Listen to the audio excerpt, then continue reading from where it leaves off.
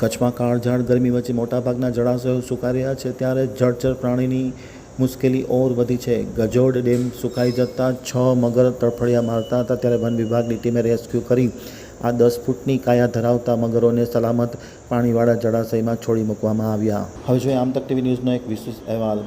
ખાસ કરીને કાળઝાળ ગરમીમાં મોટાભાગના જળાશયો સુકાઈ રહ્યા છે, ક્યાંક ને ક્યાંક તળિયા ઝાટક થઈ રહ્યા છે, ત્યારે જળચર પ્રાણીની મુશ્કેલી ઓર વધી જવા પામી છે. ગજોડના ડેમમાં 6 મગર પાણી સુકાઈ જતાં તડફડિયા મારતા હતા.